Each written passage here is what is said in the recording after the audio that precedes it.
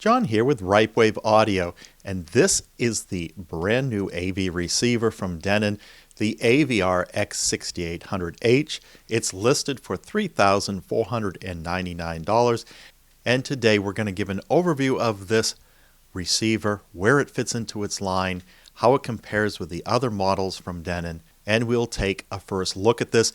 Denon has just begun shipping this model, so how does it fit in with the other products that are available from Denon? Prior generation of Denon products came out about 2020 and lasted through 2022, and that is when we've seen the current generation of Denon products come out in 2022, and this is the latest model in this new series, and these are kind of based off of the same type of firmware and feature sets and capabilities, but with each model there is a little bit more that each delivers. And I've listed these here, the prior generation with the current generation, and you'll see that some of the prior generation models are still available for sale on their website, although we've started to see some closeout pricing for the AVR-X6700H, which this replaces for. So while that originally sold for $2,999, it is now available for just under $2,000.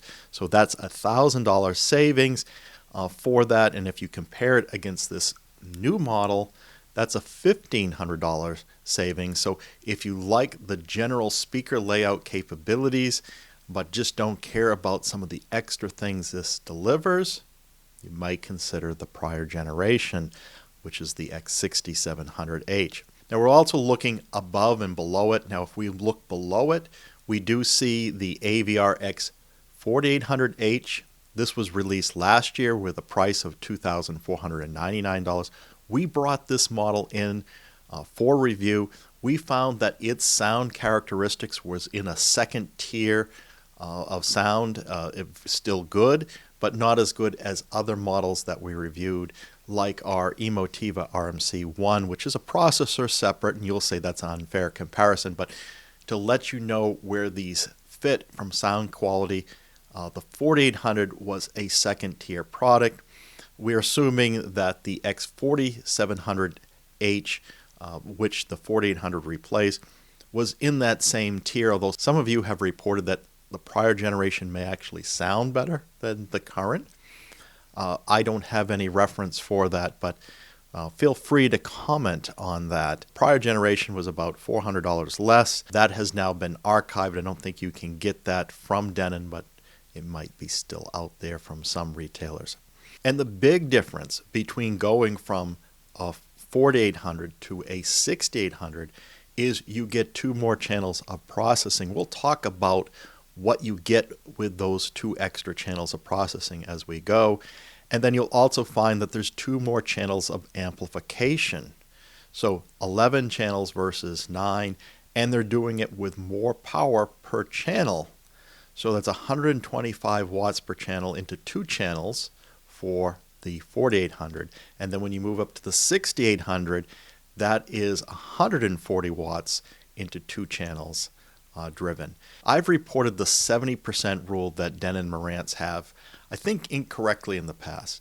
I was treating that as an all channels driven, but looking at the finer details, when they give you a 70% guarantee, that is for 5 channels driven. Now, when you're getting into these receivers that have 9 or 11 or more channels of amplification, you really lose track of really what an all channels driven will be, because they're only giving you the 70% guarantee for 5 channels driven.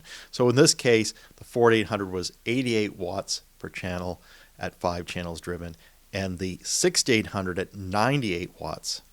And we look at the prior generation, it was the same amplifier count and the same rating on the output. So from an amplifier point of view, prior generation to current generation, we're talking the same here. But what has changed? Notice that when you go from the prior generation of the 4700H, you went from 13 channels to the current generation 4800, 15 channels. For the 6700, 15 channels, and the 6800, 17 channels. You're getting 2 extra channels of processing. That comes with the subwoofer.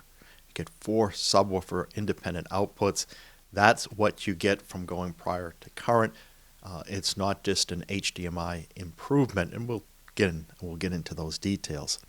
Now, when you go above the 6800, you really have got 2 products that are still available, one from the prior generation, one from the current generation. The prior generation was the flagship at the time of release in 2021, the AVR-X6800H was originally released as the H, and selling for today $4,599. Gives you 13 channels of amplification, 150 watts per channel into 2 channels, or 105 watts into 5 channels, 70% rule. The AVR-A1H, their current flagship and part of the current generation, is a lot more expensive, $6,499. Gives you 2 more channels of amplification, 15 instead of 13 as was on the 8500 HA. But it is giving it the same output. So more channels, but at the same as the 8500 HA. That's 150 into 2 channels, 105 into 5 channels. So this gives you this general landscape. As you move from prior to current generation, you're getting those extra subwoofer channels, and you're getting about the same amplifier count, except for on the flagships, they move from 13 channels of amplification to 15 channels, but otherwise we're like moving from prior to current generation. So let's get into some of the details here. So looking at the unit itself, the 6800H looks very familiar. We don't see any style changes, the remote and everything. Now the remote has a slightly different model number, but layout is pretty much the same. They put an extra button in there for the 3rd zone of control that you may not see in other models, but essentially it's the same. And you can see on the back here the 7 HDMI inputs, now all HDMI 2.1 compatible, instead of just having 1 from the prior generation.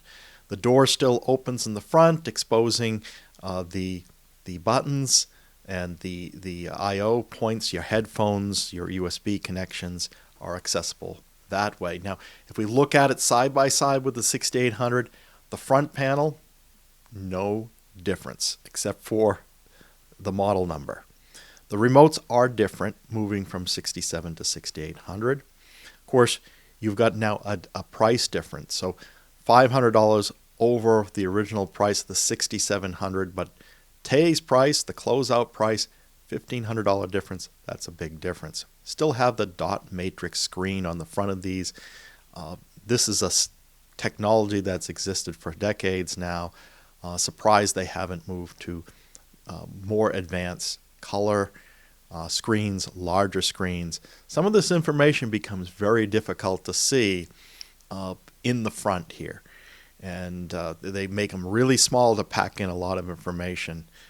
But this is at least better than the way Marantz presents it with the porthole, and you have to open up the door to see the screen. And in some models, they don't even have the screen, just the little porthole. If we open up the door and compare side by side, we do see one thing that was taken away. There's no longer an HDMI input on the front of this class of product. So I've taken that out on the new generation products. If we turn them around to the back, obviously that subwoofer count is greater. We got 2 more subwoofers to plug into. They're all unbalanced single-ended RCA connections. For this, there's no balance on this product, nor was it in the prior generation. And we do see the component composite video count lowering down to just 2 on the composite, and the component just 1, and there's no outputs, and you had that in the past. Comparing this now against the 4800, again, the same look and feel on the front. You open the door, same look and feel against the 4800. Of course, these are both current generation products that we're looking at here. But when you move from the 48 to the 68, why am I going to spend another $1,000 for the 68 versus the 48. Well, we already know we're going to get 2 more channels of amplification. We're going to get a higher output at 140 watts into 2 channels, and we're going to get that extra 2 channels of processing, 17 channels versus 15 channels of processing, but they both have 4 subwoofer outputs. If we compare the 6800 to the 8500, see the 8500 is a little taller, but generally the same cosmetic. If we open up the door, again, the 8500 is prior generation, so it has that HDMI input that the new generation doesn't have. And you can see that it's got an older remote on here with a LCD display, where they haven't been doing that lately. Looking at the back comparison, we see that the 6800 has 1 more trigger output than the 8500, which is more expensive. You usually don't see more on a model that costs less. So there's one advantage there, and of course we got the extra subwoofer outputs, which the 8500 HA did not have. Now comparing it against the current flagship. Current flagship looks exactly the same from the front, just a little taller. If we open up the doors here, we see exactly the same button choices behind the door. A little different color in the silk screening on the one I got pictured here. White versus sort of a goldish color. I don't know if that's consistent throughout the world. Turning around the back, now you can see when you go to the flagship today, you've got a balanced input, which we don't see on any other Denon receiver models. While you got the same 4 subwoofer outputs, in this case, they're balanced. You have a choice of a balance, but you also have the unbalanced connection on the back of it. And there's 4 additional pre-outputs for additional rows of height channels. We'll get into that, and more speaker terminals on the back. Now let's look inside of these. Here we're looking at the 6800 compared to the prior generation. I don't see a lot of differences in here. What I'll call your attention to, though, is the HDMI board, which we know would be different because now they have a total of 7 HDMI inputs, and that's why you see more of those heat sinks on the back there. That board on the back of these units on the top, that's your HDMI board, and you can see they have the additional channels because you've got different heat sinks on there.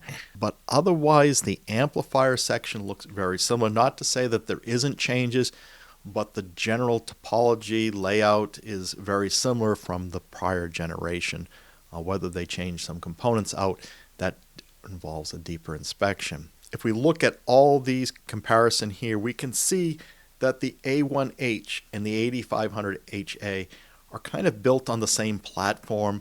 The 8500 is a little not as deep. You could see the power supply being more robust in there. The huge capacitors inside of that would have to be pretty robust given the number of amplifier channels, 15 amplifier channels. I don't know if there's any other receiver in the world that offers this many amplifiers and at this power output of 150 watts. Surprised they haven't moved to a Class D amplifier on these, given that the count has gone up so high. Now looking at the 48 and the 6800 in the current generation, these look very close. So there's a little extra heat sink there. The power supplies look similar. The amplifier section looks similar. So not a lot of differences, but you can see these 2 different platforms, the 48 and the 68 kind of sharing the same one, and the 8500 and the A1H sharing a platform. Now a quick look against Marantz. I'm really not focusing on the Marantz equivalents in this video, but you can see here you pay a little more for Marantz, right? Their flagship is $7,000 versus the Denon flagship, which is $6,500, which is really a lot more than that because the Denon includes 15 channels of amplification, and the AV10 from Marantz is only a processor. So they're charging a lot more. So that better well give you a lot more performance. Not sure it does, but we haven't brought it in yet. The Marantz 8805 processor kind of lines up with the 8500. Again, this is a higher price unit. You're paying like $900 more for the same channel count, and it's still only a processor. You don't have the 13 channels of amplification. Now looking at the 6800, its equivalent would be the SR8015, which Marantz hasn't come out with a current generation version of, nor have they done for the 8805A. That was $4,000. Now you can get it for $2,500. So one would think that they're probably coming out with a replacement for the 8015 in the near future. So, but that was $500 more than the $6,800. And it had 2 less channels because it didn't have the 4 subwoofer outputs. Now you have the 4800. That lines up with the Cinema 40, and that one was about $1,000 more. So between $500 and $1,000, but maybe even more than that if you count the amplifiers you have to buy to make up the differences. So here's a quick comparison, Denon versus Marantz on these. Certainly Denon is a good value when you're looking at similar feature sets. And just comparing the insides of these, the 6800, again, most closely resembles the SR8015. You're looking at the difference here. Different ways of handling the power. A different layout here. Using looks like a toroidal power supply in the Marantz versus an E-core transformer in the Denon. And then here is it against the Cinema 40, which is a current generation, and we can see Marantz has got a E-core in that one. This looks like a closer match in the newer generations, matching up there. Well, let's go on at this point to our comparison to the different sound modes on these. And obviously the 6800 as being able to handle 17 channels of processing, 4 of which being dedicated to your subwoofer outputs, which brings you to 13 for everything else, allows you to do a 7.4.6 or a 9.4.4 configuration. So this is bringing in the ability to do front wide speakers, which wasn't present on the 4800 or the 4700.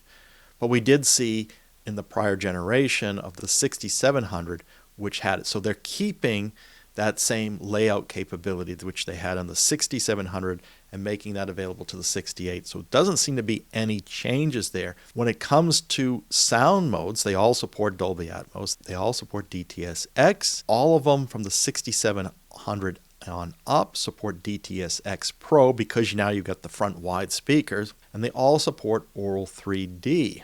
What is new with this new generation is support for Sony's 360 reality audio format, and you'll see this in the 4800, 6800, and the A1H, but not in the prior generation. I don't see any indication that they've updated the firmware to do that. What you get when moving from the 67, 6800 series to the 8500H, you actually have the same layout, less 2 subwoofer channels.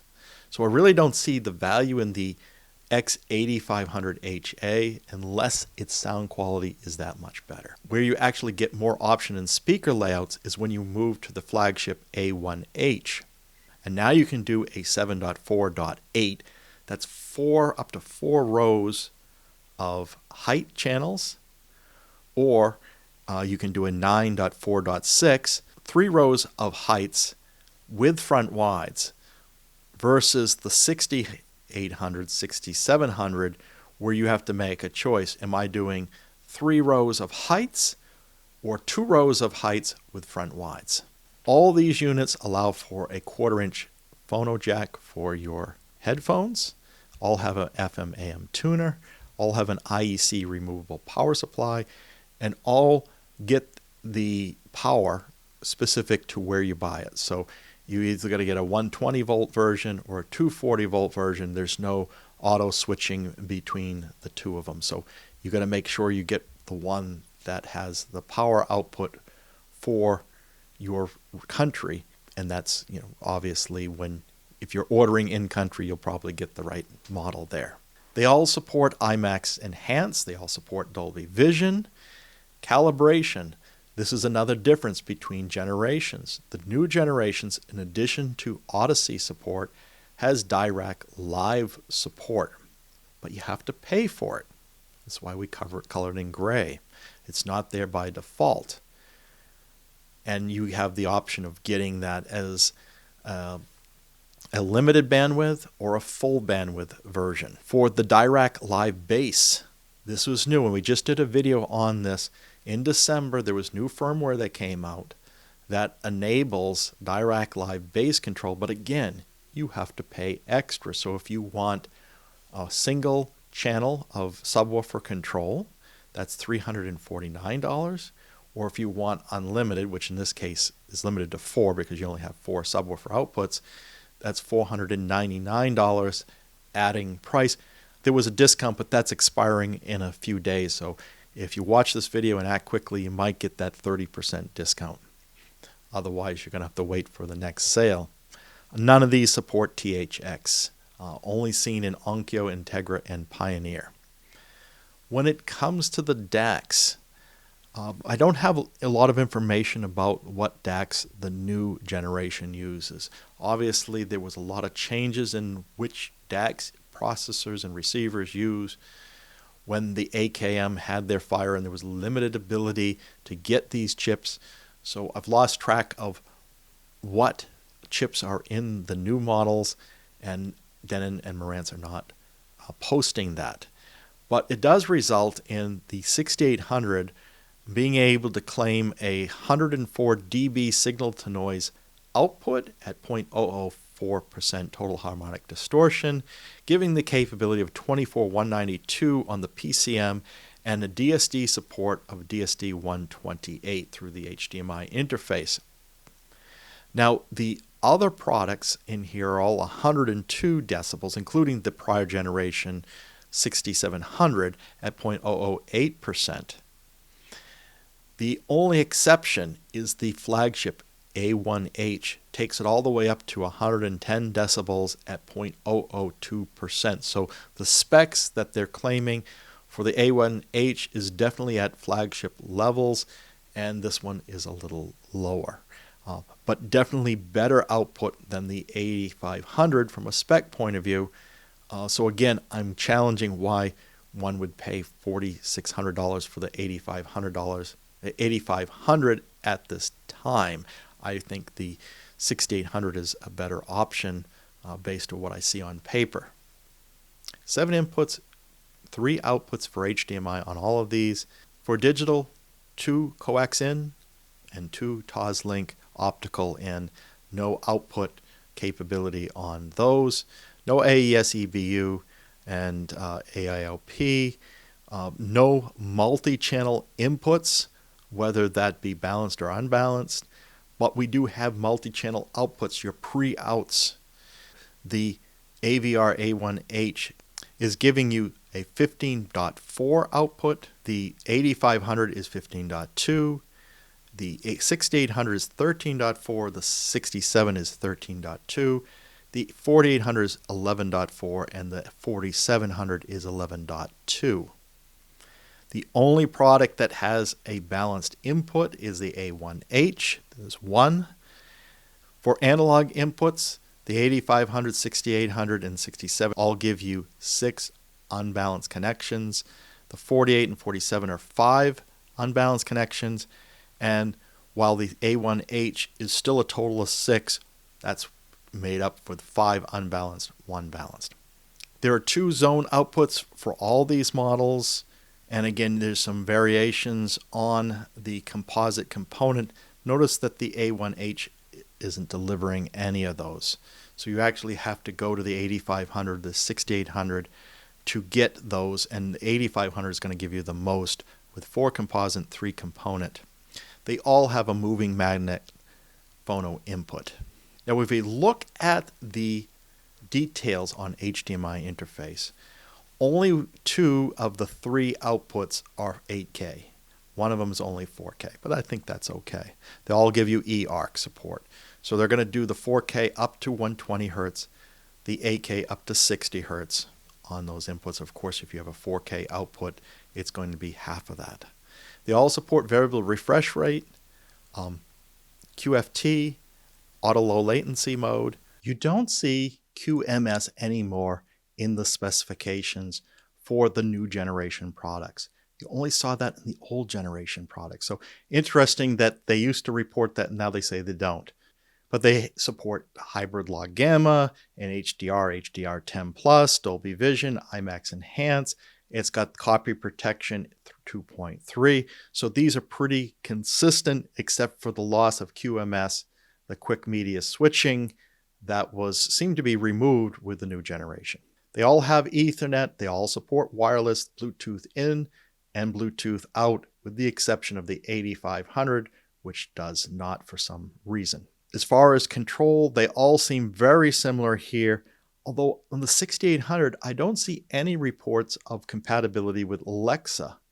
I don't know if this is just an omission by mistake, but on their website and their literature and in their manual, they're not describing Alexa as a supported feature, so I can't give it credit until I see that. The trigger outputs do change. You get mostly 2 trigger outputs, except for the 4800H and the 6800H have 3, so I like the fact that they've moved to 3. I'm just very surprised that the A1H doesn't have 3, because that came out about the same time as those other products, and it's much more expensive. For integration control, we see the same list of support, but we see on the 8500H, the 6800H, and 4800H now a listing on their website for DMAS and OVRC. So that gives you some more options for remote support, etc.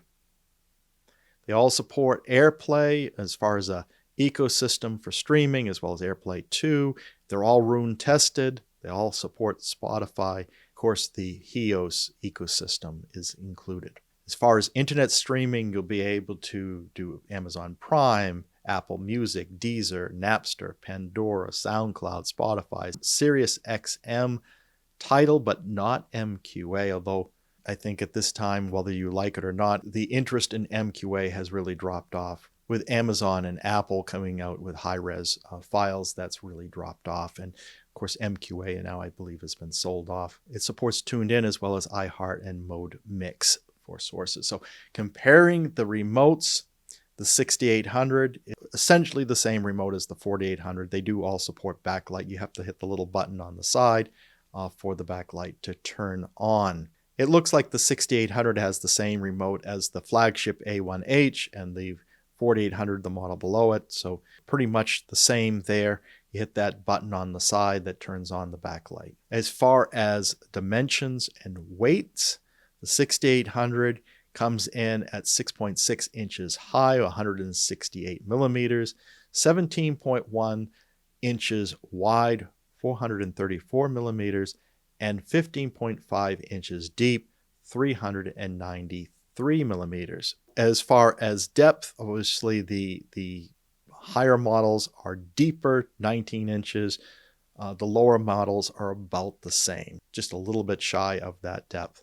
As far as weight, at 34.4 pounds, 15.6 kilograms, it weighs slightly more than the model it replaces, the 6700H, and weighs certainly more than the 48 and 4700H.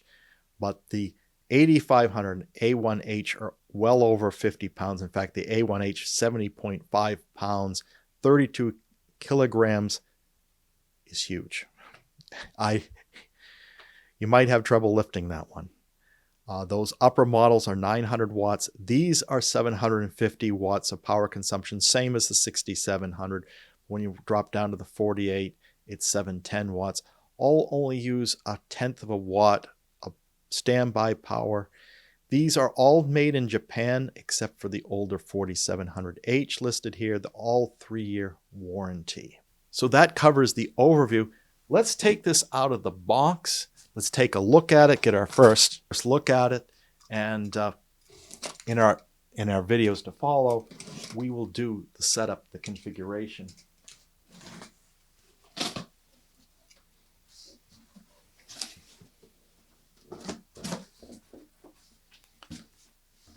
Now we did our super comparison with the 3800, the 4800 against the Marantz equivalents, the Cinema 40 and the Cinema 50. Early last year, and this continues on. We still have our Marantz Cinema 50, which we'll compare against it. So we're not expecting a lot of surprises in the way this is packaged. The Marantz ones are generally packaged a little more cleanly, more elegantly than the Denon Marantz, and I think more cleanly than the Denon. And this seems to be no different. Here is the remote. We'll take that out of its bag. They supply the batteries. I'll leave that taped in for now. The batteries are taped in there. They give you the IEC power cord.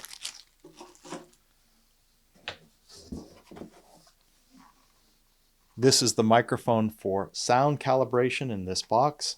So no surprises here. This is the same simple calibration mic that Denon and Marantz have been using.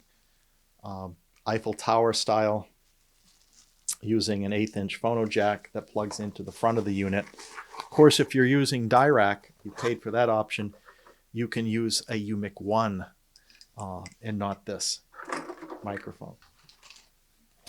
There's a quick start guide with some other literature in here. They do not include a printed manual. They do have the labels that you can use to label your cables, which is a nice touch. Although the color coding, we use a different color coding here at Ripewave Audio. We've done a video on that as well. But you get your antennas, whether it's AM, FM, or the Wi-Fi, Bluetooth antennas, they're all in here. Your warranty information in here. This should be a 3-year warranty. This is the rocket ship stand, what everybody calls it, the rocket ship, to hold the calibration mic. If you choose to use this, I mean, it's nice that they try to give you something that will hold the microphone with it. We see some vendors actually including a tripod with this. I think Anthem does with their units. I prefer to use a boom microphone stand like this, which is better than anything I've seen come with a unit. So I'm just going to use this one. Let's take this out.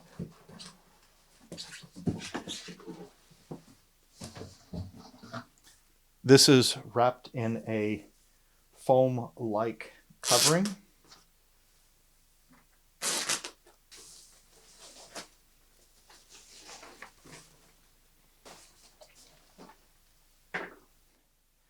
Now, one thing that we noticed between the 3800 and the 4800 was the smoothness of the wheels on here. Those that are made in Japan have a smoother set of knobs on the front. This one's no different. So if you go down to the 3800, the smoothness of the knobs, they feel more like plastic. The quality doesn't, it's one place the physical characteristics shows up more. And here is the door that opens and closes. It gently comes down. Nice. Much rather see that than the cover that comes off of the Sony. So this is the front of it. To me, feels just like the 4800 because the size is just about the same, within a few millimeters of the depth. Let's turn it around here. And you can see all the speaker terminals in here, your inputs, your pre-outs, your subwoofer outputs, your composite video, your digital section, and then your AM/FM antenna, all in here. And of course your phono with the grounding for the phono, all on there. It's not the heaviest unit that we picked up. Let's take a look at the feet. Just 4 feet, doesn't have the Yamaha 5th foot. And let's just get it powered quickly. Just like all of the Denon and Marantz that we've found to date, the power cord is only 2 terminals. You don't have the grounding terminal on it. And what we'll have to do as part of our test is see how long this takes to start up from cold boot versus warm boot standby. So we've got a little red indicator on here in the front. If we hit the power button, here's it showing its default startup. This is the extent of what we're covering today. What are your initial thoughts on the Denon AVR-X6800H? Is this the receiver you've been looking for? We're going to find out, is it worth the extra money? particularly for those who don't need front wide speakers or DTS:X Pro. If you don't need that, are you good enough with the 4800? That's what we're going to find out. I'd like to have your comments on that. If you enjoyed this video, please like and subscribe. And if you want to take your involvement in this community to the next level, check out Patreon site at www.patreon.com/Ripewave. You can always, too, hit that one-time donation button by hitting the thanks button. Several of you have done that. Thank you so much for doing so. And you can always hit that bell notification so you're informed when the next video is posted. Until then, keep evolving your audio experience.